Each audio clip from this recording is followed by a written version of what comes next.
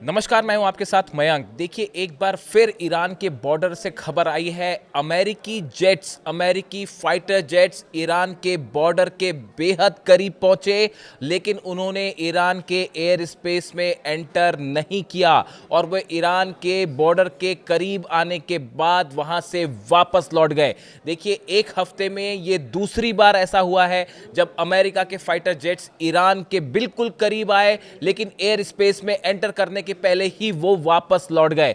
देखिए, करीब 5-6 दिन पहले की खबर है, जिसमें ये कहा गया कि डोनाल्ड ट्रंप ने ये आदेश दे दिया था। मैंने भी ये वीडियो बनाया था। देखिए, 4-5 दिन पहले की खबर है, जिस तरह से बातें बाहर आई कि अमेरिकी फाइटर जेट्स ईरान पर हमला करने के लिए आगे बढ़ चुके थे, लेकिन एंड टाइम पर जो है डोनाल्ड ट्रंप ने मिशन को कैंसिल कर दिया और फाइटर जेट्स वापस लौट गए। ये करीब 4 से 5 दिन पहले की खबर है। अब एक बार फिर ऐसी खबर आई है, यानी हफ्ते में दूसरी बार ऐसा हुआ है कि अमेरिका के फाइटर जेट्स ईरान के बॉर्डर के बेहद करीब पहुंचे, लेकिन वापस लौट गए। लेकिन इस बार कुछ ऐसा हुआ जो बेहद ही रोचक है और कई सोर्सेस ने यह खबर छाप भी रखी है। अब देखिए, इस बार जो बताया जाता है क्या हुआ। इस बार जो फाइटर जेट्स ईरान के बॉर्डर के करीब गए, एयर स्पेस के करीब गए, वो F-15 जेट्स थे। अमेरिका के F-15 जो फाइटर जेट्स हैं वो थे। ये ईरान के करीब उड़ते हैं, रात के समय ईरान के करीब उड़ते हैं, और इसी बीच उनमें से एक फाइटर जेट ईरान के सीमा के बेहद करीब जाके अपनी आइडेंटिटी रिवील करता है। देखिए, जो फाइटर जेट्स होते हैं वो उसके पायलट्स अपनी आइडेंटिटी रिवील कर सकते हैं। उसके कई तरीके होते हैं, इलेक्ट्रॉनिक तरीके से, विजुअल तरीके से, बिहेवियरल मेथड होती है। ये कोई टेक्निकल टर्म्स है। आप सरल शब्दों में अगर समझे तो अमेरिका का जो जेट ईरान के करीब पहुंचा F-15, उसने ये बताया कि मैं F-15 जेट हूं और मैं अमेरिका का F-15 हूं। जो पायलट था उसने अपनी आइडेंटिटी रिवील की। ये बड़ी यूनिक घटना थी। देखिए, इस समय ईरान के बॉर्डर्स पे इतना सब कुछ घटित हो रहा है। देखिए, खबरें भले हमारे पास देर से आती हों, रुक के आती हों, क्योंकि ईरान में इस समय इंटरनेट नहीं है और इस तरह की तमाम चीज़ें जो है, लेकिन मैं आपको बताऊं, ईरान के बॉर्डर पे अमेरिका और ईरान के बीच में ज़बरदस्त साइकोलॉजिकल वॉरफेयर चल रहा है। वो युद्ध शुरू ही हो चुका है। आप कहिए, जो साइकोलॉजिकल गेम होता है वो शुरू हो चुका है। अब देखिए, होता यह है, आधी रात को अमेरिका के फाइटर जेट्स ईरान की सीमा के करीब आए। उसमें से एक फाइटर जेट F-15 आगे बढ़ता है। उसका पायलट अपनी आइडेंटिफिकेशन रिवील करता है, यानी उसने IRGC को, ईरान की सेना को यह बताया कि मैं अमेरिका का F-15 फाइटर जेट हूं और F-15 हूं। यह भी उसने क्लियर किया। उसके बाद लेकिन वो एंटर नहीं करता है और वहां से वापस लौट जाता है। अब ये बेहद दिलचस्प घटना है कि ऐसा आखिर F-15 जेट ने ऐसा क्यों किया। उसके पायलट ने क्या मकसद था आखिर। बार बार एक हफ्ते में 5 दिन के अंदर ये दूसरा मौका है जब ईरान के एयर स्पेस के बेहद करीब अमेरिकन फाइटर जेट्स होने की खबरें मिली हैं। इसकी क्या वजह है। जब हमला नहीं किया गया तो अमेरिकी जेट्स बार बार करीब क्यों जा रहे हैं। आप खुद सोचिए कि ऐसा आखिर क्यों है। कभी ऐसा हुआ कि अमेरिका ने किसी मिशन पर भेजा हो अपने फाइटर जेट्स को, रास्ते से बुला लिया हो, या किसी दुश्मन जेट देश के करीब जो है, वो बिल्कुल ईरान जैसे देश के करीब जाने का मतलब क्या हो सकता है। लेकिन वो हमला नहीं किए, वापस लौट गए। इस बारे में मैंने कई सारे एक्सपर्ट से बात की कि आखिर ऐसा क्यों हो रहा है, क्यों इस बार, खासकर दूसरी बार। चलिए, पहली बार हमने मान लिया कि ट्रंप ने आदेश दे दिया था और हमला होने वाला था, लेकिन बीच में से मिशन को रोक दिया गया और जेट्स F-35 जेट्स वापस लौट गए, मान ली इस बात को। लेकिन दूसरी बार ऐसा क्यों हुआ, और दूसरा जो फाइटर जेट है F-15, उसने अपनी आइडेंटिफिकेशन क्यों रिवील की।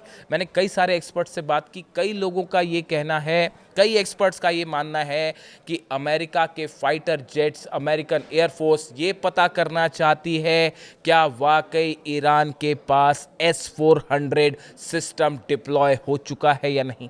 क्या वाकई ईरान को चाइना ने अपना डिफेंस सिस्टम दे दिया है या नहीं।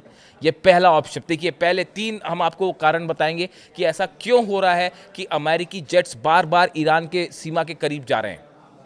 पहली वजह जो मैं आपको बता रहा हूँ, देखिए, बड़े सारे एक्सपर्ट का ये मानना है, जैसी खबरें आई अभी कि अमेरिका ने, रूस ने जो है अपना S-400 सिस्टम जो है वो ईरान को दे दिया है और ईरान ने अपनी सीमा पर S-400 तैनात भी कर दिया है।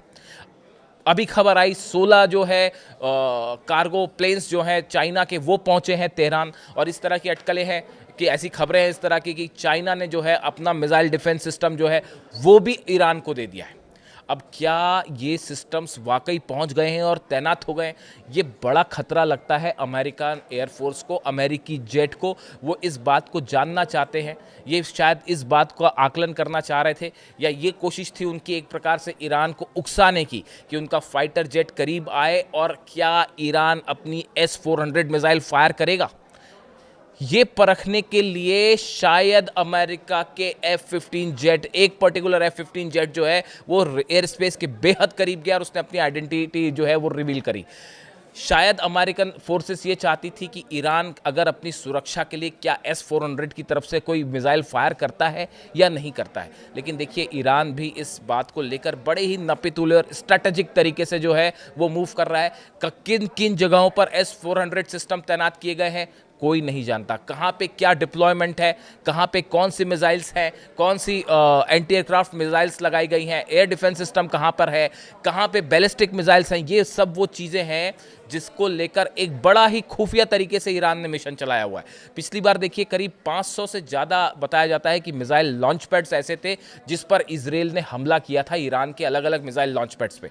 वो 500 लॉन्च पैड नए तैयार किए गए हैं और इतना ही नहीं, उनको नई जगहों पर मूव किया गया है ताकि मोसाद और CIA उनकी लोकेशन ना पता कर पाएं, ताकि हमला करना मुश्किल हो जाए।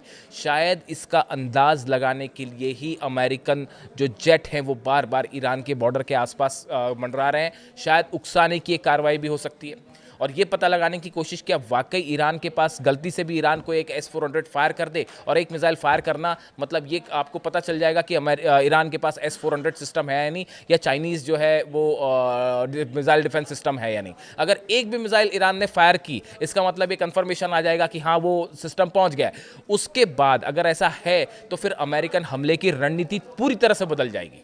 तो देखिए पहली वजह मैंने आपको बताई। दूसरी वजह आप देखिए, जो बड़ी वजह है, अगर मान लीजिए ईरान के पास S-400 है और चाइनीज़ डिफेंस सिस्टम भी दे दिया है चाइना ने, जितने सारे कार्गो पहुंचे उसके बाद, अगर एक भी प्लेन अमेरिका का F-35 जेट या F-16 जेट, एक भी प्लेन अगर ईरान ने गिरा दिया S-400, तो ये अमेरिका की बड़ी ज़बरदस्त बेइज्जती हो जाएगी इंटरनेशनल, खास तौर पर जो आर्म्स ग्रुप होता है उसमें और एविएशन सेक्टर में। देखिए अगर अमेरिका का जो F-35 जेट है, पिछली बार देखिए जो हमले हुए, हालांकि B-2 बॉम्बर्स थे, लेकिन इजराइल भी जो है वो F-35 का इस्तेमाल कर रहा है।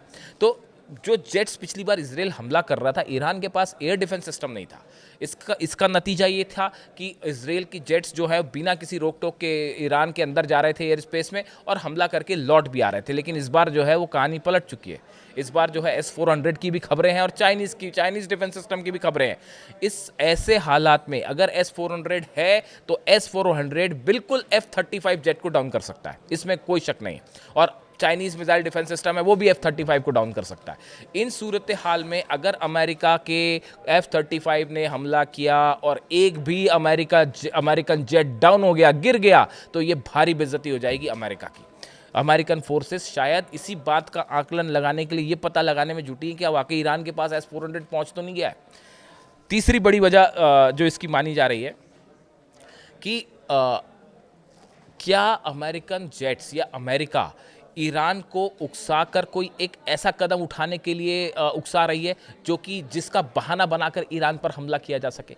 मान लीजिए कोई जेट अमेरिका का करीब पहुंचता है ईरान के एयर स्पेस के, और गलती से भी ईरान ने अगर एक उसमें मिसाइल फायर कर दी, तो ये एक बहाना मिल सकता है अमेरिका को ईरान पर हमला करने का। देखिए इस समय अमेरिका के पास कोई ऐसा रीज़न नहीं, अगर प्रदर्शन हो रहे हैं वो ईरान का अंदरूनी मामला है, उसमें आप हस्तक्षेप कैसे कर सकते हैं।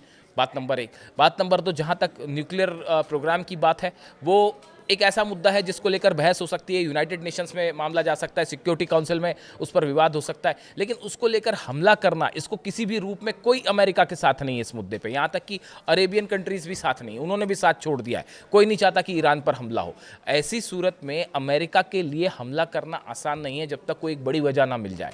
तो क्या ये उकसाने की कार्रवाई हो रही है? देखिए ये 2-3 ऐसी बड़ी वजह हैं जिसको लेकर ये अनुमान लग रहे हैं आखिर बार बार अमेरिकी जेट क्यों जाते हैं ईरान के करीब और वापस लौट आते हैं। एक तो ये बात है ही कि ईरान के एयर स्पेस में एंटर करना किसी खतरे से खाली नहीं है, जिस मूड में ईरान है इस बार। और देखिए वो नई तस्वीरें आई, मैंने आपको पिछले वीडियो में बताया, जो ईरान ने कल रात को जो है मिसाइल्स निकाली अपनी 500-600 मिसाइल सड़कों पर जो है वो बॉर्डर के लिए रवाना हो रही थी, अलग अलग शहरों के लिए रवाना हुई थी। उसके बाद ईरान के मिसाइल वाले इरादे पे तो किसी को शक नहीं होना चाहिए, और अमेरिका को तो बिल्कुल नहीं है। वो 12 दिन में की जंग में जो इसराइल का हाल हुआ उसके बाद तो बिल्कुल किसी को शक नहीं है।